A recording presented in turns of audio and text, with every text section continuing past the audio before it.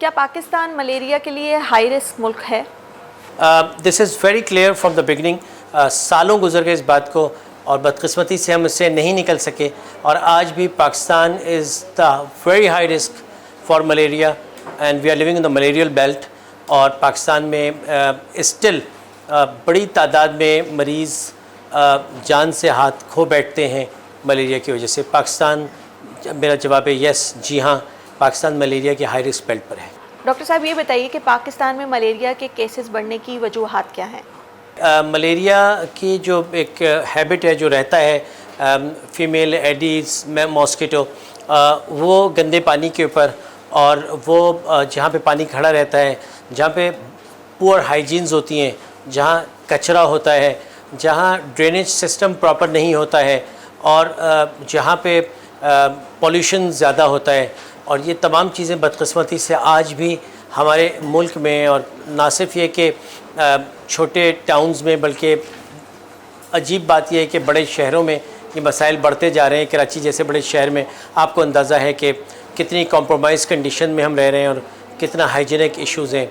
So poor hygiene is the main cause of large number of mosquitoes, along with that कि जी greenery जहाँ होगी, पौधे पत्ते जहाँ होंगे, दरख्त जहाँ। पाकिस्तान में मलेरिया की कौन सी किस्म पाई जाती है और इसकी अलामात क्या ज़ाहिर होती हैं? देखिए, पाकिस्तान में बदकिस्मती से जो मलेरिया की सबसे एग्रेसिव टाइप्स हैं, प्लाज्मोडियम फैल्सिपैरम और वाइवेक्स पाया जाता है, जो कि which are also associated with the life threatening conditions.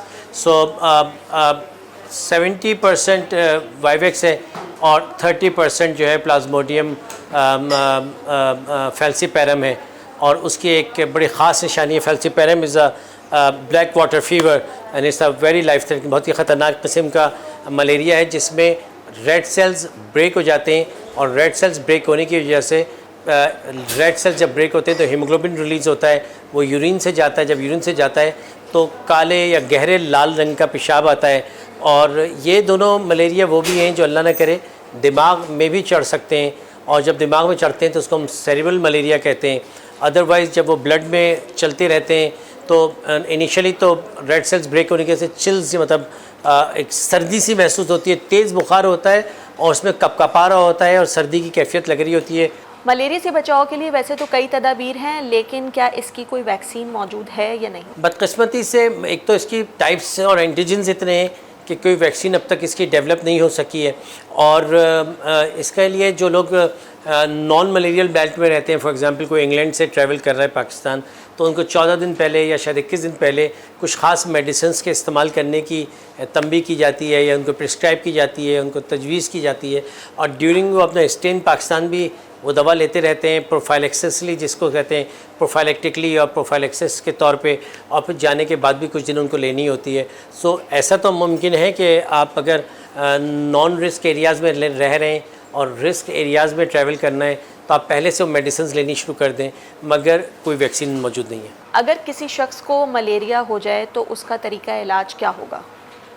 मैं आज भी हम ये बताते हैं, WHO की स्टैटिस्टिक्स हैं कि even only in the first half of, यानी शुरू में इनिशियल अवाइल में, शुरू के दिनों में 2022 के कोई 34 लाख मरीज़ सस्पेक्टेड थे मलेरिया के, जिनमें से 1,70,000 लेबॉर्ट्री टेस्ट में कंफर्म थे।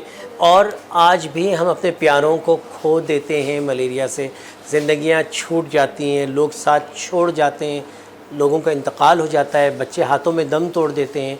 मलेरिया को लाइट ना लें। पाकिस्तान आज भी हाई रिस्क मलेरिया बेल्ट पे, आज भी हमारे बहुत से प्यारे हमारा साथ मलेरिया से छोड़ जाते हैं। और घर में जितने पढ़े लिखे घराने, वहाँ तो और ज़्यादा तकलीफ, हाँ ठीक है मलेरिया ठीक हो जाएगा।